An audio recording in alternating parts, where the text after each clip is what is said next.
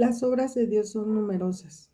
Dichas obras son muy visibles en la creación, en la redención y en la Trinidad. Nos enfocaremos en la redención.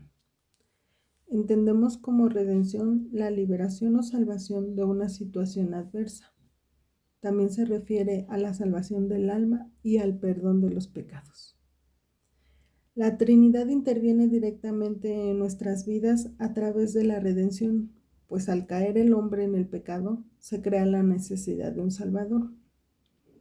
Es ahí donde vemos al Padre planificando la redención, enviando al Hijo al mundo para cumplir con el plan de salvación. Su amor y justicia se manifiesta en la creación de un camino, un puente para la reconciliación entre Dios y los hombres.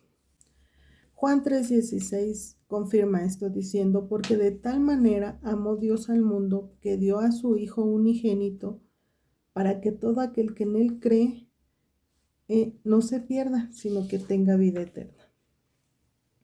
Así surge la promesa de la redención, como se relata desde el Génesis, proveyendo un redentor en el Hijo, el redentor que se encarna, y mediante su sangre tenemos redención y perdón de nuestros pecados, dándonos vida eterna.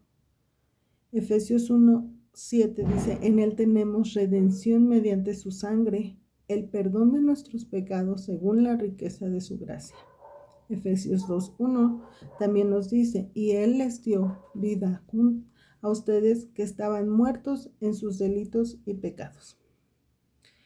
En la Confesión Bautista de Fe de 1689 vemos que dice, agradó a Dios en su propósito eterno escoger y ordenar al Señor Jesús, su Hijo unigénito, conforme el pacto hecho entre ambos para que fuera el mediador entre Dios y el hombre, profeta, sacerdote y rey, cabeza y salvador de la iglesia, el heredero de todas las cosas y juez del mundo, a quien dio desde toda la eternidad un pueblo para que fuera su simiente y para que a su tiempo lo redimiera, llamara, justificara, santificara y glorificara. Vemos ahora al Espíritu Santo que nos confronta con nuestro pecado.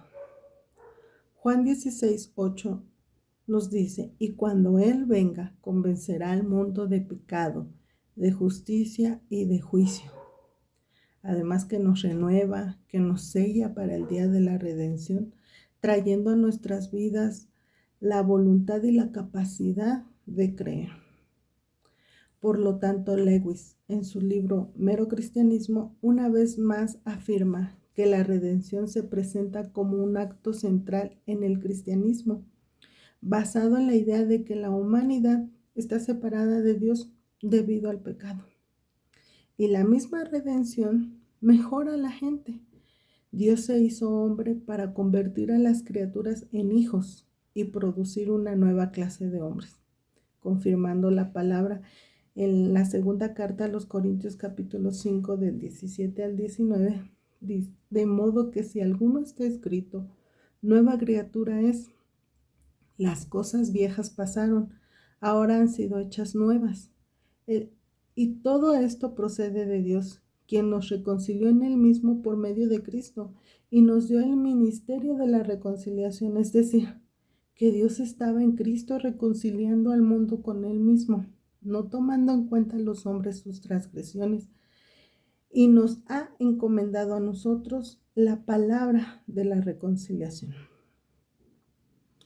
La misma confesión de Westminster nos dice, por su caída, el hombre se hizo a sí mismo incapaz de la vida mediante aquel pacto, por lo que agradó a Dios hacer un segundo pacto, comúnmente llamado el pacto de la gracia, en el cual Dios, por medio de Jesucristo, ofrece gratuitamente la vida y la salvación a los pecadores, requiriéndoles fe en Él para que sean salvos y prometiendo dar su Santo Espíritu a todos aquellos que están ordenados para vida eterna, a fin de darles la voluntad y la capacidad de creer.